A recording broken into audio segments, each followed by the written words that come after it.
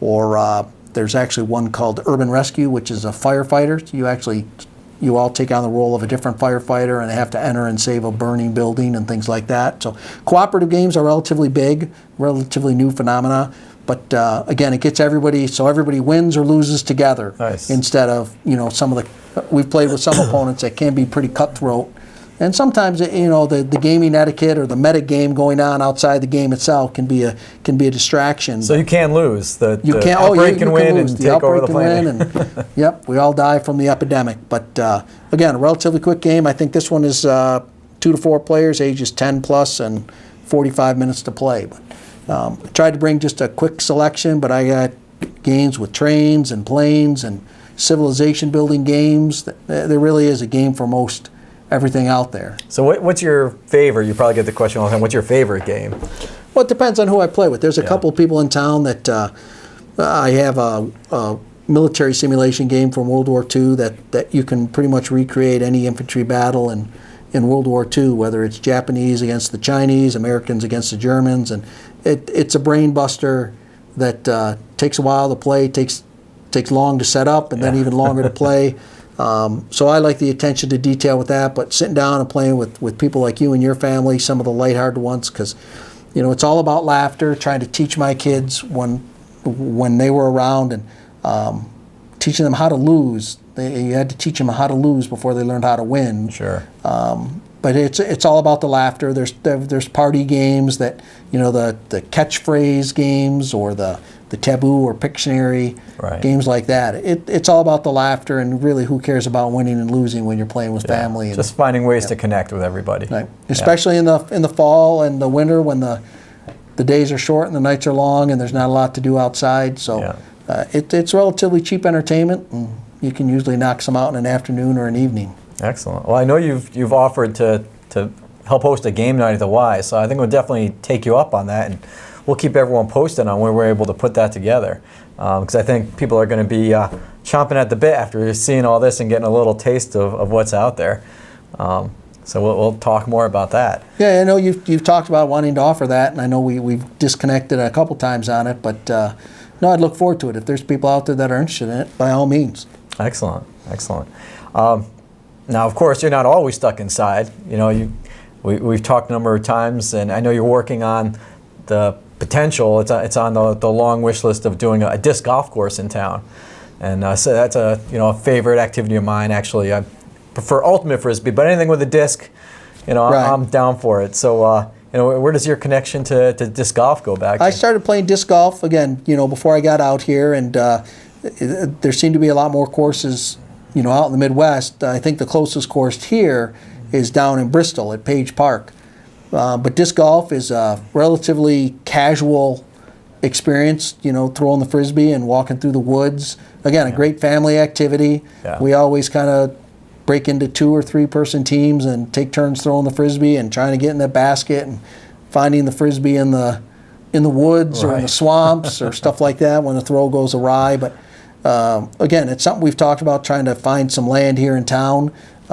Relatively, in the scheme of things, relatively inexpensive to build a course, and then even less expensive to maintain it. Oh, absolutely. But it's a hugely growing sport and passion for especially young adults.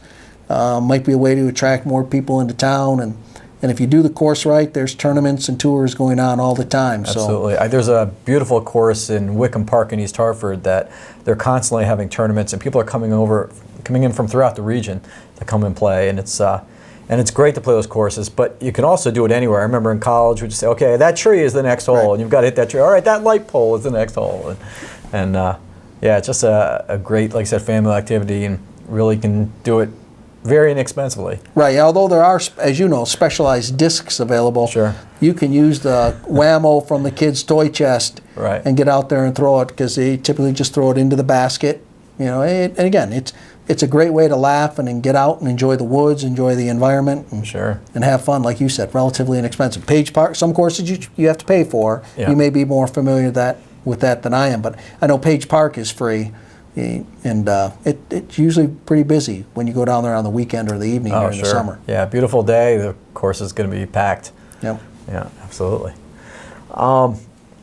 Now, just a few other things. One of the great things, but you're involved in so much in the community, and we actually had a festival, as you know, a couple of weeks ago at the Y, that was celebrating the new international program up at Gilbert and the 22 students from China that they have in town. So we were working with the Friends of Main Street to welcome them to the community and let them know that they're not stuck on campus. They can come on down into town and come to the Y and go to the stores, go to the restaurants, and I really feel part of the town. So we hosted the Moon Festival, which is the second biggest holiday in China, just behind their New Year's in February. So we thought it would be a nice way to make them feel welcome and host this, and you were able to come out. And we actually have a short video about the event, so let's check it out here.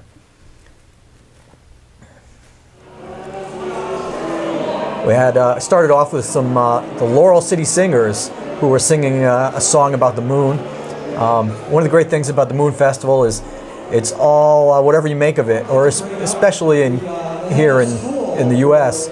So songs and food and artwork. You can see those black pictures along the background there. There's Dr. Serio, the superintendent for Gilbert, kind of welcoming everyone. So many people are involved, but those pictures in the back were made by the students at Pearson School, and they're all their interpretations of the moon. Activity this evening to welcome our international students. We had about, I think you'll see in the video, we had over 100 people there that night. It was really well attended, and the students were just so pleasantly surprised and really appreciated it. Yeah, we actually had some of the moon cakes available, different from American moon pies. Yeah. But the moon cakes, it was definitely a different type of cake, but very enjoyable. And I understand we had kind of miniaturized versions. The other ones are somewhat larger, maybe the size of a small plate. They are, yeah. And this is the Gilbert Choir actually singing a Navajo song about the moon. And there's actually even a couple of the international students have joined the choir and we're participating in this. So they've really integrated right into the school right away. They're on sports teams, they're on after-school activities, at the choir, you name it. So it's amazing how well that's come together. You can see some of the crowd here that participated. About the moon, and now to tell us a little bit about the Moon Festival and some of the information about this legend in China. I want to introduce to you Carissa Mastriani.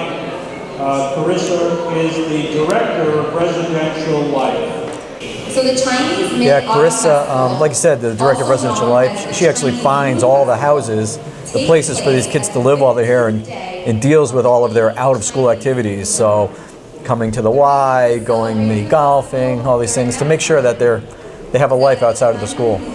Right, I understand the community was very receptive toward accepting the students, and that the placements went very well. Yeah, they did. They found houses for everyone, but supposedly they're going to have some more students starting in January, so they might be looking for more housing then.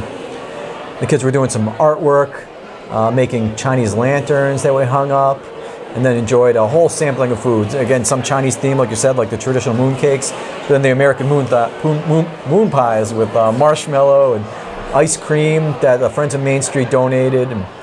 And then we actually headed outside to gaze the moon.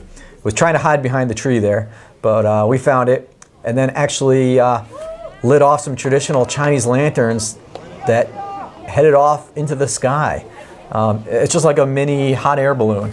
Just lit the fire, heats up the air inside, and the hot air rises, and up they go. So it was a nice kind of cap to the evening. It was really a hit, with everybody, the Americans and the Chinese students alike. So that was kind of cool. It was a fun night, and we were glad to have everyone visiting with us. It was, and I enjoyed being a part of it, Jay. So thank you very much to the YMCA for organizing it with the Gilbert School. And again, one of those community events that sometimes gets lost in the clutter, but there's a lot of good things going on. Absolutely, and there's always, like I said, always something. And next week we have another cool event that I'm excited about that I know you're going to take part in.